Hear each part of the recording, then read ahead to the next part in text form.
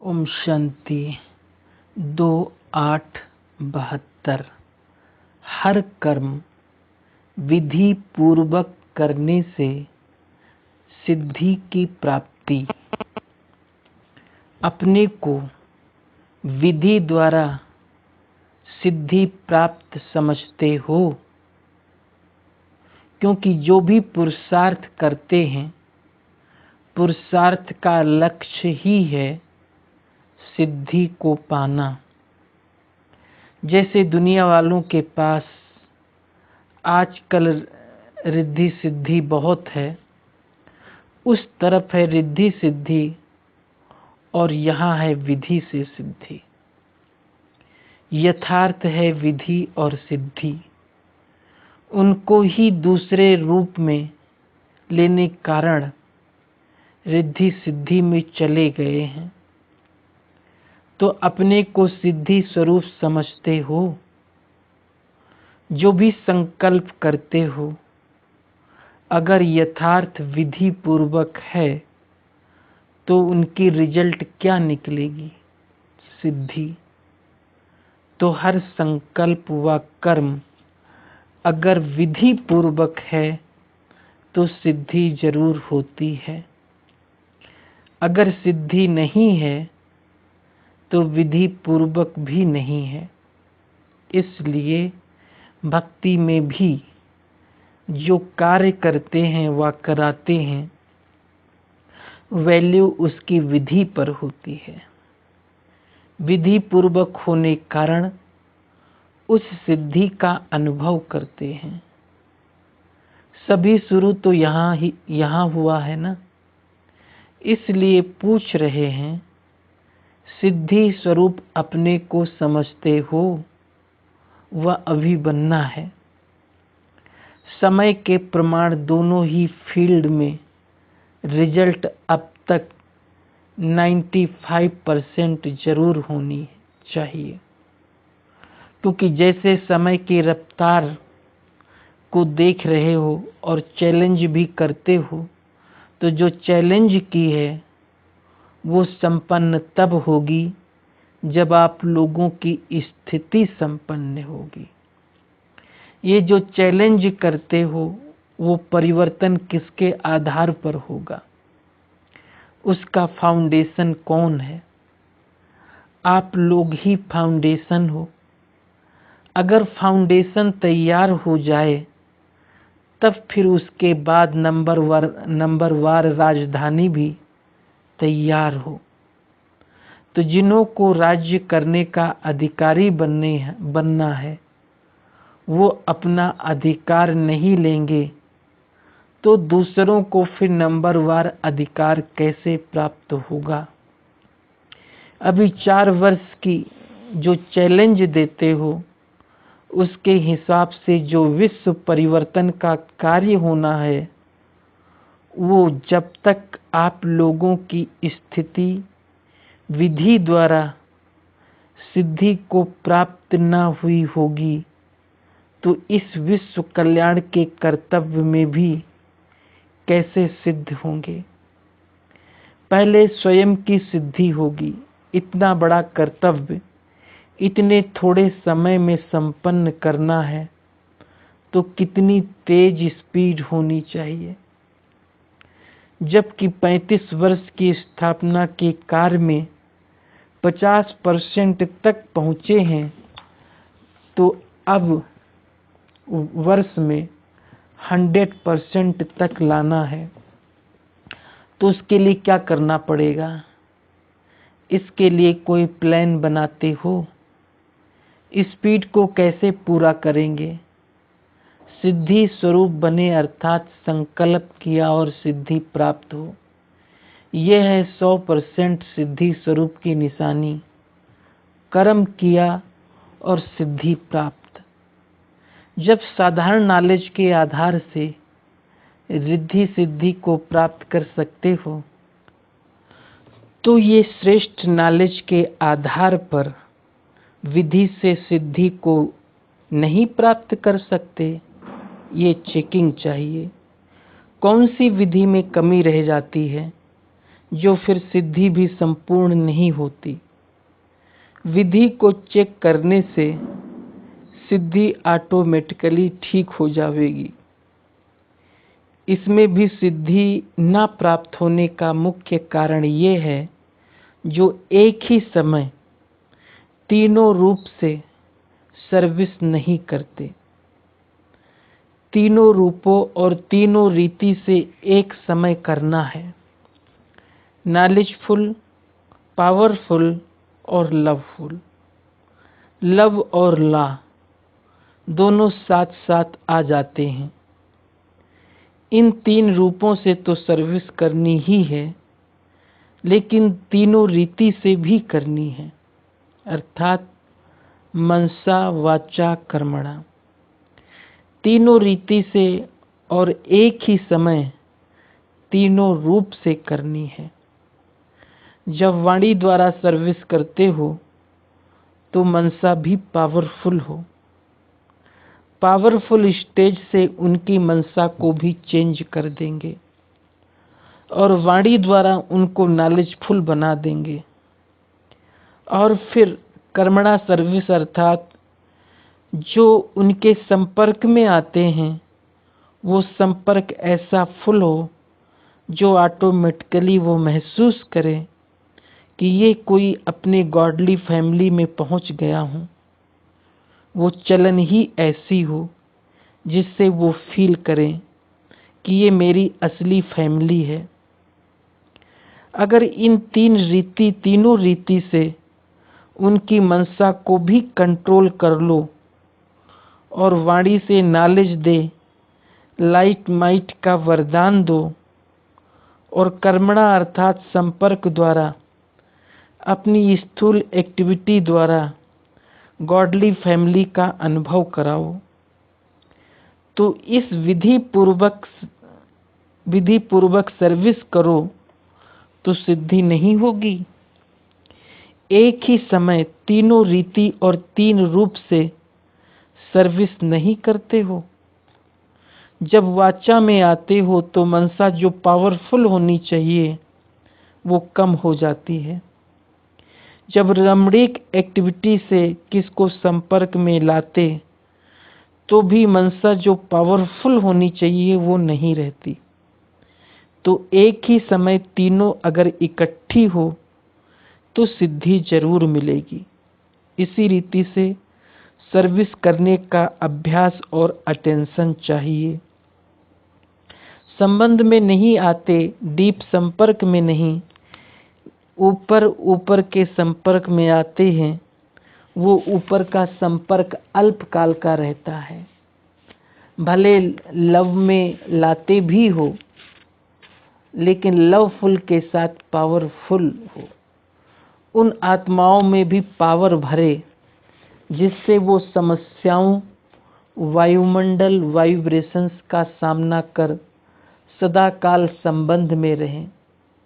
वो नहीं होते। Second number knowledge. लेकिन पावरफुल ऐसा हो जो कोई भी बात सामने आवे तो हिले नहीं। ये कमी अर्जुन है। जो सर्विसेबल निमित्त बनते हैं उनमें भी नॉलेज ज़्यादा है, लव भी है, लेकिन पावर कम है। पावरफुल स्टेज की निशानी क्या होगी? एक सेकंड में कोई भी वायुमंडल व वातावरण को, माया के कोई भी समस्या को खत्म कर देंगे। कब हार नहीं खामेंगे। जो भी आत्माएं समस्या का रूप बनकर आती हैं वो उनके ऊपर बलिहार जावेंगे, जिसको दूसरे शब्दों में प्रकृति दासी कहें। जब 5 तत्व दासी बन सकते हैं तो मनुष्य आत्माएं बलिहार नहीं जावेंगी। तो पावरफुल स्टेज का प्रैक्टिकल रूप ये है। इसलिए कहा कि एक ही समय तीनों रूपों से सर्विस करने की जब रूपरेखा बन जावेगी तब हर एक कर्तव्य में सिद्धि दिखाई देगी। विधि का कारण सिद्धि हुआ ना। विधि में कमी होने के कारण सिद्धि में कमी है। अब सिद्धि स्वरूप बनने के लिए इस विधि को पहले ठीक करो। भक्ति मार्ग में करते हैं साधना, यहाँ है साधन। साधन कौन सा? बाप दादा भी हर एक विशेषता को अपने में धारण करते करते विशेष आत्मा बन जाएंगे। जैसे इम्तिहान के दिन नज़दीक होते हैं तो जो कुछ स्टडी की होती है, थ्योरी व प्रैक्टिकल, दोनों को रिवाइज कर और चेक करते हैं कि कौन सी सब्जेक्ट में क्या क्या कमी रही हुई है। इसी प्रकार जबकि समय नज़दीक आ रहा है तो हर सब्जेक्ट में अपने आप को देखो कि कौन सी कमी और कितनी परसेंटेज तक कमी रही हुई है। थ्योरी में भी और प्रैक्टिकल में, दोनों में चेक करना है। हर एक सब्जेक्ट की कमी को देखते हुए अपने आप को कंप्लीट करते जाओ। लेकिन कंप्लीट तब होंगे जब पहले रिवाइज करने से अपनी कमी का मालूम पड़ेगा। सब्जेक्ट को तो जानते हो, सब्जेक्ट को बुद्धि में धारण किया है व नहीं, उसकी परख क्या है। जैसे जैसे सिद्धि की परसेंटेज बढ़ती जाएगी तो टाइम भी वेस्ट नहीं जाएगा, थोड़े टाइम में सफलता जास्ती मिलेगी। इसको कहा जाता है सिद्धि। अगर समय ज़्यादा, मेहनत भी ज़्यादा करते हो, फिर सफलता मिलती है तो उसको भी परसेंटेज कम कहेंगे। सभी रीति से कम लगना चाहिए। तन भी कम, मन के संकल्प भी कम लगे। नहीं तो संकल्प करते हो, प्लान बनाते बनाते मास डेढ़ लग जाता है। तो समय और संकल्प व अपनी जो भी सर्व शक्तियां हैं, उन सर्व शक्तियों के खजाने को ज्यादा काम में नहीं लगाना है। कम खर्चा बाला नसीन। संकल्प वही उत्पन्न होगा जिससे सिद्धि प्राप्त हो ही जाएगी। समय भी वही निश्चित होगा जिसमें सफलता हुई पड़ी है। इसको ही कहते हैं सिद्धि स्वरूप। तो सर्व सब्जेक्ट में हम कहाँ तक पास हैं, उसकी परख क्या है। जो जितना जिस सब्जेक्ट में पास होगा उतना ही उस सब्जेक्ट के आधार पर ऑब्जेक्ट और रिस्पेक्ट मिलेगा। एक तो प्राप्ति का अनुभव होगा, जैसे ज्ञान के सब्जेक्ट हैं तो उससे जो ऑब्जेक्ट प्राप्त होती है, लाइट और माइट, वो प्राप्ति का अनुभव करेंगे। उस नॉलेज के सब्जेक्ट के आधार पर रिस्पेक्ट भी इतना मिलेगा, चाहे दैवी परिवार से, चाहे अन्य आत्माओं से। जैसे देखो आजकल के महात्माएं हैं, उन्हों को इतना रिस्पेक्ट क्यों मिलता है? क्योंकि जो साधना की है, जो भी सब्जेक्ट अध्ययन करते हैं, उनकी ऑब्जेक्ट रिस्पेक्ट उन्हों को मिलती है। प्रकृति दासी होती है। तो ये एक ज्ञान की बात सुनाई। वैसे योग की भी सब्जेक्ट है, उनसे क्या ऑब्जेक्ट होनी चाहिए? योग अर्थात याद की शक्ति द्वारा ऑब्जेक्ट प्राप्त होनी चाहिए। वो जो भी संकल्प करेंगे वो समर्थ होगा, और जो भी कोई समस्या आने वाली होगी उनका पहले से ही योग की शक्ति से अनुभव होगा कि ये होने वाला है। तो पहले से ही मालूम होने के कारण कभी हार नहीं खाएंगे। ऐसे ही योग की शक्ति द्वारा अपने पिछले संस्कारों का बीज खत्म होता है। कोई भी संस्कार अपने पुरुषार्थ में विघ्न नहीं बनेगा। जिसको नेचर कहते हो वो भी विघ्न रूप नहीं बनेंगे पुरुषार्थ में। तो जिस सब्जेक्ट की जो ऑब्जेक्ट है वो अनुभव होनी चाहिए। ऑब्जेक्ट है तो इसका परिणाम रिस्पेक्ट जरूर मिलेगी। आप मुख से जो भी शब्द रिपीट करेंगे व जो भी प्लान बनाएंगे, उस राय को सभी रिस्पेक्ट देंगे क्योंकि समर्थ है। इस प्रकार हर सब्जेक्ट को देखो, दिव्य गुणों की वह सर्विस की सब्जेक्ट है तो उसकी प्राप्ति ये है। जो नज़दीक संपर्क में और संबंध में आना चाहिए। नज़दीक संपर्क संबंध में आने से ऑटोमेटिकली रिस्पेक्ट जरूर मिलेगा। ऐसे हर सब्जेक्ट की ऑब्जेक्ट को चेक करो, और ऑब्जेक्ट को चेक करने का साधन है रिस्पेक्ट। अगर मैं नॉलेजफुल हूँ तो जिसको भी नॉलेज देती हूँ वो उस नॉलेज का इतना रिस्पेक्ट देते हैं। नॉलेज को रिस्पेक्ट देना अर्थात नॉलेजफुल को रिस्पेक्ट देना। अगर नॉलेज की सब्जेक्ट में ऑब्जेक्ट है तो और भी किसके संकल्प को परिवर्तन में ला समर्थ बना सकते हो, तो जरूर रिस्पेक्ट देंगे। तो इसी रीति हर सब्जेक्ट में चेकिंग करनी है। हर संकल्प में ऑब्जेक्ट और रिस्पेक्ट दोनों की प्राप्ति का अनुभव करते हैं तो परफेक्ट कहेंगे। परफेक्ट अर्थात कोई भी इफेक्ट से दूर परफेक्ट, इफेक्ट से परे है तो परफेक्ट है। चाहे शरीर का, चाहे संकल्पों का, चाहे कोई भी संपर्क में आने से किसके भी वाइब्रेशंस, वायुमंडल सभी प्रकार की इफेक्ट से परे हो जाएंगे। तो समझो सब्जेक्ट में पास अर्थात परफेक्ट हैं, ऐसे बन रहे हो ना। लक्ष्य तो यही है ना। अब अपनी चेकिंग ज़्यादा होनी चाहिए।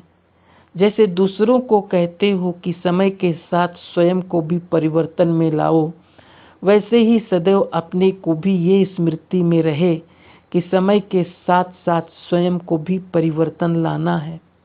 अपने को परिवर्तन में लाते लाते सृष्टि परिवर्तन हो जाएगी। अपने परिवर्तन के आधार से सृष्टि में परिवर्तन लाने का कार्य कर सकेंगे। यही श्रेष्ठता है जो दूसरे लोगों में नहीं है। वो सिर्फ दूसरों को परिवर्तन करने के यत्न में है, यहाँ स्वयं के आधार से सृष्टि को परिवर्तन करते हो। तो जो आधार है उसके लिए अपने ऊपर इतना अटेंशन देना है। सदैव ये स्मृति में रहे कि हमारे हर संकल्प के पीछे विश्व कल्याण का संबंध है। जो आधार मूर्त हैं उनके संकल्प में समर्थी नहीं तो समय के परिवर्तन में भी कमजोरी पड़ जाती है। इस कारण जितना जितना समय समर्थ बनेंगे उतना ही सृष्टि के परिवर्तन का समय समीप ला सकेंगे। ड्रामा अनुसार भले निश्चित है, लेकिन वो भी किस आधार से बना है। आधार तो होगा ना। तो आधार मूर्त आप हो।